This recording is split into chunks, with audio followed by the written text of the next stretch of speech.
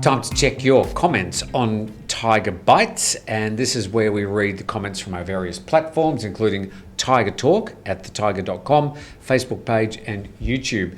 Jay, I'm sure you've got a few. Yes. Can I start with this one? Sure. This man, Trend Ticker, said the difference between Good Morning Thailand, Thaiger, and Good Morning Thai PBS is that PBS have stories about empowering Thai women and the Thaiger interviews bar-owning pimps. Maybe that's why they have 3 million subs. Okay. Let's just clarify some of this.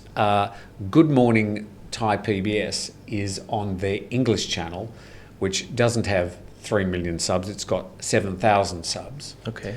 And their Thai PBS in Thai language has got 5.5 million subscriptions. Yeah. So there's a big difference there. About empowering women, I believe when we spoke about the bars and the OnlyFans story about how the OnlyFans and YouTube were giving the girls who used to work at the bars the opportunity to work by themselves and avoid having to work through the bars. I think that is partly about empowering women. You're right. No judgments at all. Absolutely no judgments at all. And the article that Thai PBS did about empowering women got 37 views. So I just wanted to clarify that. Right. Okay, moving on. I've got a comment here from Murph. So yesterday, Tim, you actually posed a question to me that if I was living in America, where would I go for a holiday? Would I come to Thailand, or where would I go if I wanted to be at a beach? And I responded Hawaii. So Murph sent us a comment and he said, "Hi Jay, sorry, the governor of Hawaii has requested everyone not to come. Hawaii currently is having the same issue with COVID that Thailand seemingly is currently getting over." Thank you for that information, Murph. I did see a couple of comments from some Americans who were suggesting perhaps go to Florida. I believe Florida has been a lot more open compared to other states in America. You do know what's happening in Florida at the moment, don't you? They've got like really high numbers of new infections. Well, that's because they were so lenient with their policies. 2% of the people who are currently hospitalised in Florida, this is an article I think we did on the Thaiger on Saturday, were vaccinated. All the other cases, some 98%, were unvaccinated people.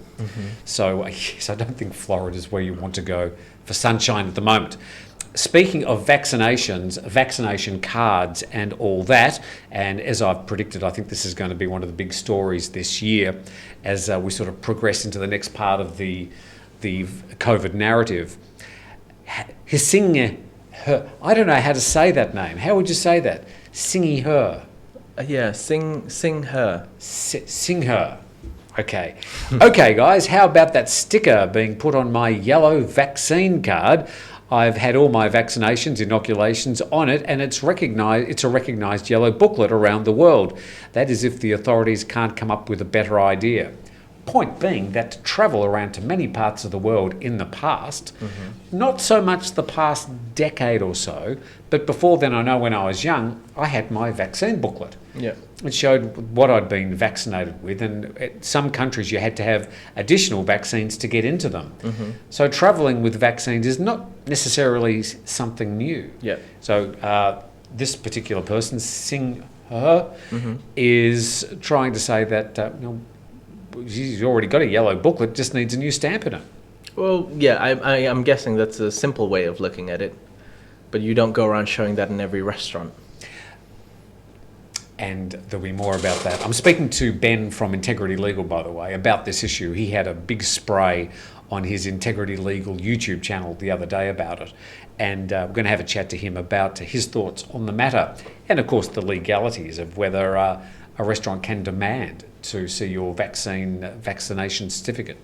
Right, I've got a comment here from Robert who says, I agree with Jay. I don't think the police officer and the drug dealer will impact tourism that much. Everyone knows how corrupt the Thai police are already. The Swiss woman killed could impact more. Koh Tao is known as a murder island pretty much everywhere. Phuket should stay away of getting that kind of moniker. Well, let's just clarify that the moniker of Death wasn't Murder Island, it was Death Island. And that was written by a company called Samui Times, and they were eventually sued by the Suratani governor. And the Samui Times no longer exists because they've left the country. So, interestingly though, when you said that, I thought, I haven't been to Koh Tao. Yes. And the reason I haven't been is because of some of the events that we've reported widely here on the Thaiger. Yeah. So, I mean... So it has put me off travelling there. Yeah, Robert. I think a lot of people would agree with you. Koh Tao would be the last place I personally would want to travel to. That's our opinion, by the way. Yeah. It's a beautiful place, and many people have had some great holidays there. It's just unfortunate that some bad events just give the entire island an awful, awful reputation or image. Now, the same part of the world, on Koh Phangan, there was a very sad story on Saturday when a young 9-year-old was stung by a box jellyfish. Yeah. Paul Martin has responded saying, I got a really bad sting in November 2019 from a moon jellyfish in Hua Hin. Sad to hear this young fella didn't make it. I don't know what a moon jellyfish is, but obviously Paul was able to recover and write about his experience. Peter E said, thanks Jet, good report. Jet reported it in last night's Thailand News Today. Thailand has some beautiful beaches. They are great to look at. Keep out of the water and stick to the pool, especially in southern Thailand. Here in Queensland, Australia, we are aware of the box jellyfish. And another one, which I can't pronounce, both of which can be fatal within a few minutes. Look, the thing is, this time of the year, on the Gulf Coast, there are some box jellyfish around, but most of the beaches have got netted areas, and there's plenty of warning signs and safety signs. We're talking about an event, I think, as far as box jellyfish are concerned, there's been 6 deaths in the last 2 decades. So it's a very, very rare event. On this side of the Isthmus of Kra, the Andaman Sea, we don't have box jellyfish, but we do have the blue bottles. What are those? Have you seen those little blue? You've seen them on the beach? The little blue sack, gelatinous sack, and it's got the tentacles hanging off it. It's the tentacles that get wrap around your leg or wrap around your waist that cause a lot of pain. You're not going to die, but it's going to hurt. I don't know where you're swimming. You've never had any stings? No. Do you go swimming? Not in the sea, not much, to Well, be there honest. you go. Have you been stung, Jason? Not really. Not really. I don't think either of you actually swim the sea here. What's normally, I've done like jet ski, I've done like surfboarding and stuff. Well, they're both above the water. Hello. Yeah, but I used to go swimming every day, every morning, and I did get stung a few times. One of them was quite funny when I had a friend from Brazil, and he was standing on the shore as I was sort of marching out into the surf saying, are there jellyfish out there? I said, I have never ever had a jellyfish. Yeah! And I got the sting right across, as I was saying, no problems at all. I got a sting across it just peeled off the tentacle, and it hurt like hell, but I was okay. Thanks, Paul E. Right, I've got a comment here from G Mail who says, Tim J, for your info, if cannabis is not processed like it should be, you can also taste the moldiness when you smoke it. You can compare it to cigars. Some cigars taste good, some not so good. So Gmail is giving us a little education on moldy cannabis. Are you a cigar person? No, I have never had a cigarette or any other cigar or marijuana. Never had nothing. Never. How about you? Not so much myself either. I have a last comment here from Brian.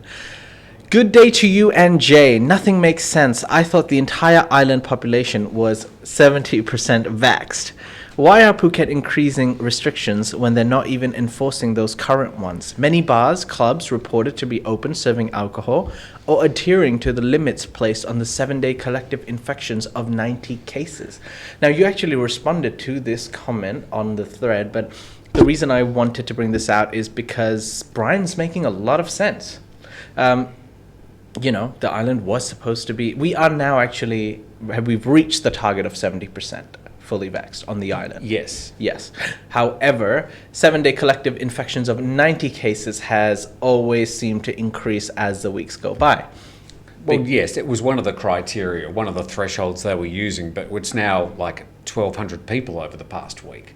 It's well in excess of that. Yes. Paul Springett, and he's speaking about red shirts and yellow shirts.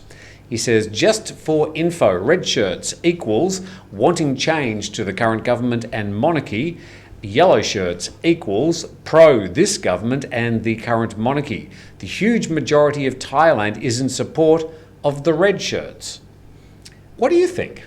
I'm not sure if that's right. No, I believe it's divided. Yeah. It's very, very much evenly divided.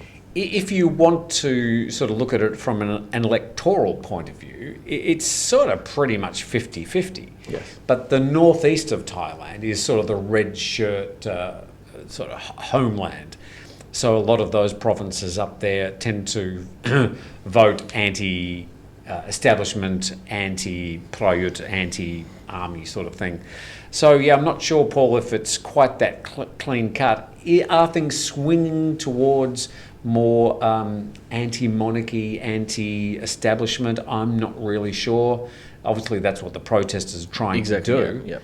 But I'm not sure if you're right, Paul. Another one from me.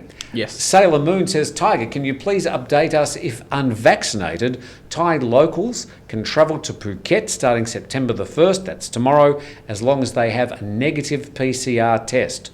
True or false? As far as I know, it's false. Yes. You'll also need to be double vaccinated to enter Phuket tomorrow. But watch this space, because I think within the next few weeks, a lot of these situations are going to be relaxed. I think the government really has it in their mind. We've just got to get things open. So we're in uncharted territory, and it's now time for us to say goodbye. Thank you for joining us on our Thaiger Bites. Looking at your comments, what other platforms people can comment on? They can comment on Facebook, they can comment on our shows on YouTube, Thaiger Talk Forum, like you said, on the website. And we look at all your comments, so please send them in. So I'm just going out to have a quick cigarette. Thank you very much for watching, and we'll see you tomorrow.